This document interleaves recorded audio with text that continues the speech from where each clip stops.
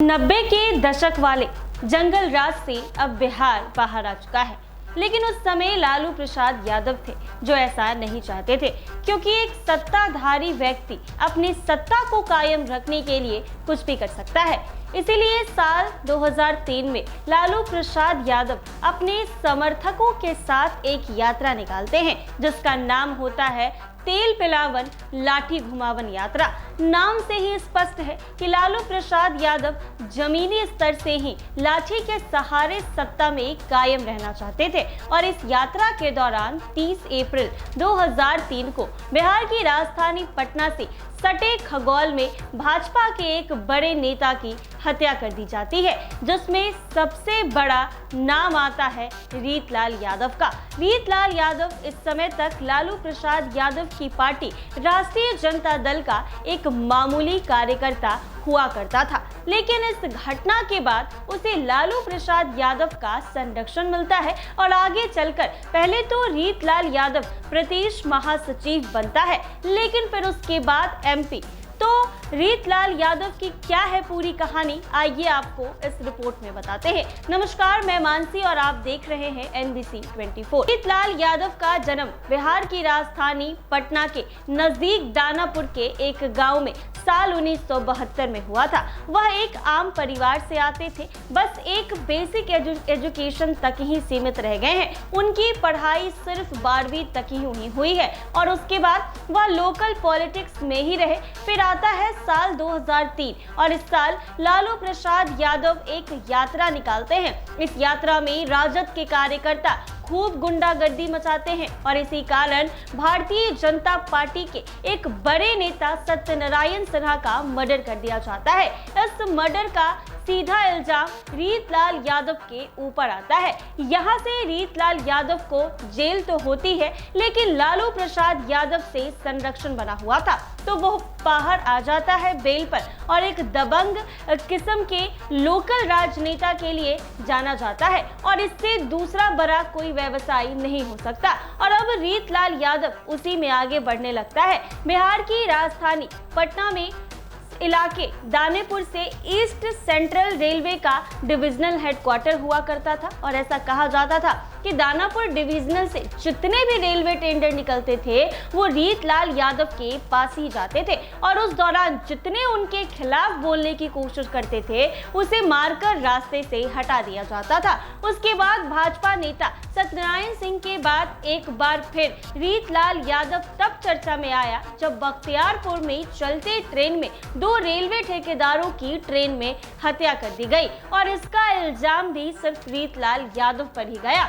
उसके बाद बता दें कि एक दिनेश लाल यादव एक विरोधी हुआ करता था, लेकिन उसकी भी हत्या छठ घाट पर ही कर दी गई और उस हत्याकांड के बाद एक बार फिर लालू प्रसाद यादव के काफी अच्छे रीतलाल यादव सुर्खियों में रहे। साल 2003 में पहली बार सुर्खियों में रीतलाल यादव आए और साल 2010 आते आते वह दानापुर के कुख्यात बन चुके थे और उनके ऊपर कई संगीन मामले दर्ज हो चुके थे।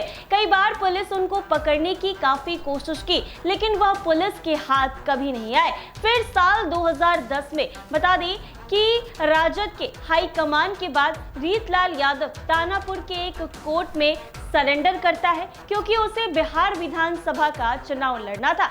सरेंडर करने के बाद रीतलाल यादव की को जेल होती है और जेल में ही रहकर राष्ट्रीय जनता दल उसे अपना उम्मीदवार बनाता है। इसके सामने दूसरे कैंडिडेट होते हैं भाजपा की आशा देवी सिंह। ये वही आशा देवी सिंह थी जिनके पति सत्यनारायण सिंह के मर्डर का आरोप रीतलाल यादव के ऊपर इनका इल्जाम लगता है, लेकिन चुनाव में रीतलाल यादव को चुनाव हारना पड़ा।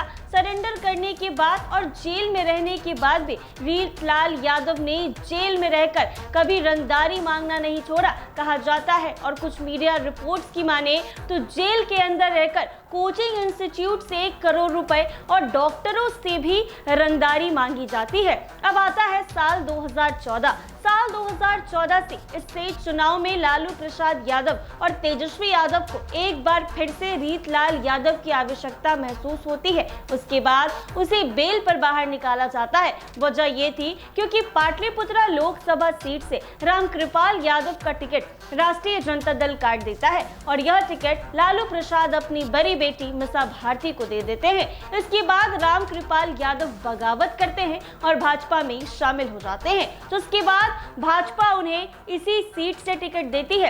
अब पाटलिपुत्रा का यह सीट काफी दिलचस्प बन जाता है क्योंकि यहाँ पर एक तो राजद के पुराने नेता थे, दूसरी लालू प्रसाद यादव की बेटी थी और फिर भाजपा भी रामकृपाल यादव को यहीं से टिकट देती है। लेकिन लालू और रीतलाल यादव भी यहीं से चुनाव लड़ना चाहते थे, लेकिन लालू प्रसाद यादव ने उन्हें कहा कि तुम इस बार मीसा को समर्थन दे दो, अगली बार चुनाव में हम तुम्हें टिकट दे देंगे। यह बात रीतलाल यादव मान गए और मीसा भारती के लिए चुनाव का प्रचार प्रसार करने लग गए। लेकिन भाजपा की लहर में मीसा भारती नहीं जीत पाई और रामकृपाल यादव यहां से सांसद बन गए। अब क्योंकि रीतलाल यादव को लालू प्रसाद यादव और तेजस्वी यादव ने अपने साथ ही रखना चाहते थे और विधानसभा के चुनाव में अभी भी देरी थी, इसीलिए उस समय राजद का प्रदेश महासचिव बना दिया जाता है। रीतलाल यादव लालू यादव के अनस्टेबल हो जाते हैं। फिर आने वाले विधानसभा चुनाव में अपनी सीट तो पक्की,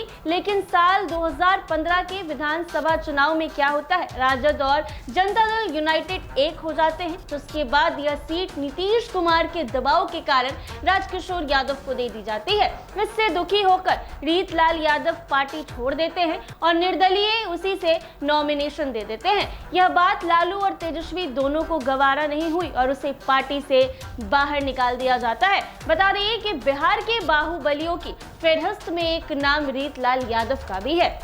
वर्तमान में यह दानापुर विधानसभा क्षेत्र से विधायक है और इनके ऊपर लगे आरोपों के कारण तो वो लगातार सुर्खियों में रहते हैं। वहीं इसके साथ राष्ट्रीय जनता दल के अध्यक्ष लालू प्रसाद यादव से उनकी नजदीकियों का कारण भी वह लाइमलाइट में रहते हैं। एक बार फिर चर्चा में आ गए हैं क्योंकि पटना पुलिस ने एक के बाद एक इनके 11 ठिकानों पर छापेमारी की है।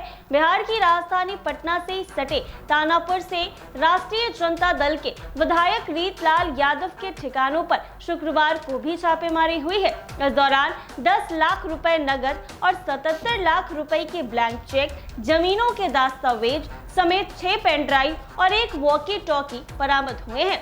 एसपी भानु प्रताप सिंह के अनुसार एक विशेष सूचना के आधार पर कार्रवाई की गई। विधायक के खिलाफ रंगदारी मांगने जैसे संगठित अपराध को बढ़ावा देने जैसे गंभीर आरोप लगे हैं।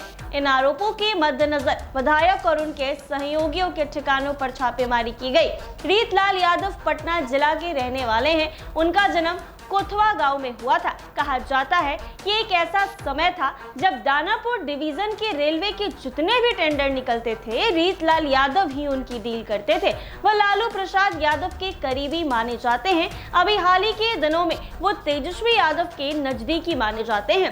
साल 2016 में जेल में रहते हुए रीतलाल यादव विधान परिषद के सदस्य बने थे। इसके बाद 2020 में जमानत पर बाहर आए और दानापुर विधानसभा का चुनाव लड़ा और जीत गए। रीतलाल यादव का नाम अक्सर विवादों में रहता है। ईडी ने उनके खिलाफ मनी लॉन्ड्रिंग के मामलों की जांच करते हुए कई बेनामी संपत्ति जब्त की है। उनकी वैध कमाई का कोई स्रोत नहीं मिला है। रीतलाल यादव और उनका परिवार राजनीति के साथ कई आपराधिक और अवैध गतिविधियों में संलिप्त रहा है। आरजेडी विधायक पर बीजेपी नेता सत्यनारायण सिन्हा की हत्या का भी आरोप लगा था, लेकिन 14 मई 2024 को पटना के एमपी एमएलए कोर्ट ने रीतलाल यादव को सत्यनारायण सिन्हा हत्याकांड से बरी कर दिया। इसके बाद बीजेपी नेता की पत्नी और पूर्व विधायक आशा देवी ने पटना हाईकोर्ट में अपील दायर की और निचली अदालत के फैसले को चुनौती दी। आशा देवी की अपील पर पटना हाईकोर्ट ने रीतलाल यादव को नोटिस जारी किया। रीतलाल यादव अभी वर्तमान में दानापुर विधानसभा से विधायक है। इनके ऊपर लगे आरोपों के कारण वो लगातार सुर्खियों में है। वहीं अब पुलिस की छापेमारी के बाद से सवाल उठने लगा है कि रीतलाल यादव के पास कितनी संपत्ति है। उन्होंने विधायक बनने से पहले चुनाव आयोग को एफिडेविट करवाकर अपना हल्फनामा दिया था। और उसमें जो संपत्ति का ब्यौरा दिया गया था, उस हिसाब से अभी जो छापेमारी के दौरान मिला है वो काफी चौंकाने वाला है। 2020 के चुनाव से पहले 16 अक्टूबर 2020 को दिए गए हलफनामे के अनुसार 2021 की वार्षिक आय का जो रिटर्न फाइल किया गया है, उसके हिसाब से उनकी कुल संपत्ति 5 लाख से ज्यादा थी, जबकि उनकी पत्नी 2019-20 के रिटर्न फाइल के एक वर्ष आंकड़ों के अनुसार 7 लाख से ज्यादा वार्षिक थी। 2020 में उनके पास 22,31,600 कुछ रुपए की चल संपत्ति थी, जबकि उनकी पत्नी के पास 62,19,600 से ज्यादा चल संपत्ति थी। अचल संपत्ति की बात करें तो उनकी अचल संपत्ति 85,27,315 रुपए थी और उनकी पत्नी के पास 20,09,541 रुपए का अचल संपत्ति थी। उनकी खरीदी हुई जमीन और पैतृक जमीन का कुल बाजार मूल्य उस वक्त के अनुसार 6,39,48,000 दर्शाया गया था, जबकि पत्नी के नाम से खरीदी गई जमीन जो 4,58,40,000 रुपए का बताया गया। अभी 4.5 वर्ष में उनकी आमदनी कितनी हुई है, इसका अभी तक खुलासा नहीं हो पाया है। तो बिहार के बाहुबलियों में एक नाम रीतलाल यादव का भी आता है। तो ये थी रीतलाल यादव की पूरी कहानी। ऐसे ही तमाम अपडेट्स के लिए बने रहे NBC 24 के साथ।